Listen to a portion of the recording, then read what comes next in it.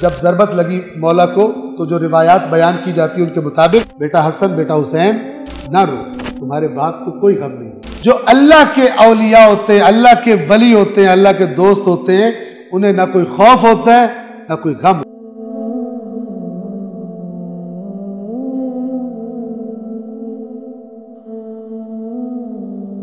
کون بچیں گے؟ توجہ فرمائیے، آیت نمبر 62 62۔ الا، یہ جو الا ہوتا ہے یہ کس کے لیے ہوتا ہے؟ اسے کہتے ہیں حرف تنبیہ، یعنی اگر کسی کو اونگ آ رہی ہو، سو رہا ہو تو اڑ جائے اور توجہ سے سنو۔ الا یعنی خبردار ہو جاؤ، آگاہ ہو جاؤ۔ کس بات سے آگاہ ہو جاؤ؟ ان اولیاء اللہ لا خوف علیہم ولا هم یحزنون۔ جو اللہ کے اولیاء ہوتے ہیں، اللہ کے ولی ہوتے ہیں، اللہ کے دوست ہوتے ہیں، انہیں نہ کوئی خوف ہوتا ہے نہ کوئی غم ہوتا ہے، کیونکہ اللہ کی اطاعت کر رہے ہوتے ہیں۔ توجہ کیجئے، دکھ ہو تو غم ہوتا ہے، کون سا غم نہیں ہوتا؟ وہ خوف اور وہ غم جو اللہ کی نافرمانی سے ہوتا ہے، وہ کیونکہ صرف اللہ کی اطاعت کرتے ہیں، انہیں کسی کا خوف نہیں ہوتا کہ ہمارے ساتھ کیا ہو جائے، اور اللہ کی اطاعت کر کے سارے کاٹ دیے جائیں، انہیں اس پر نہیں ہوتا۔ وہ جو نیچرل ہوتا ہے وہ ہوتا ہے، لیکن حزن سے مراد ہے جس میں پچھتاوا ہوتا ہے کہ یہ نہ ہوتا تو بہتر تھا، وہ نہیں ہوتا وہ اولیاء اللہ۔ اور یہ بالعموم قیامت کے بارے میں اللہ کہتا ہے کہ جو یہاں نیک عمل کرے گا ان کو ایسا انعام دوں گا، ایسی حالت میں رکھوں گا کہ نہ پھر کوئی خوف ہوگا اور نہ کسی بات کا غم ہوگا۔ جو دنیا میں ہوتا تھا پھر وہ بھی نہیں ہوگا۔ جو جب ضربت لگی مولا کو تو جو روایات بیان کی جاتی ہیں ان کے مطابق جب دونوں شہزادے رو رہے تھے اپنے بابا کو تکلیف میں دیکھ کر، تو مولا نے ان روایات کے مطابق مولا نے کیا فرمایا تھا کہ تسلی دینے کے لیے کہ بیٹا حسن بیٹا حسین نہ رو، آج کے بعد تمہارے باپ کو کوئی غم نہیں ہے، یعنی تمہارا باپ ایسی جگہ جا رہا ہے لا خوف علیہم ولا هم یحزنون، کوئی غم نہیں، آپ گریہ نہ کریں۔ وہ گریہ نیچرل ہے۔ رسول اللہ کا بیٹا، رسول اللہ کے ہاتھ میں جان نکل رہی تھی جناب ابراہیم کی، رو رہے تھے رسول اللہ، تو یہ رونا، یہ غم، یہ اپنی جگہ پر۔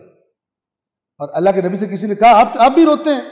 اللہ کے نبی نے فرمایا یہ اللہ کی رحمت ہے جو میری آنکھوں سے گر رہی ہے، جو اللہ نے انسانوں کے اندر رکھی ہے، اور ایسے موقعوں پر یہ آنکھوں سے بہہ نکلتی۔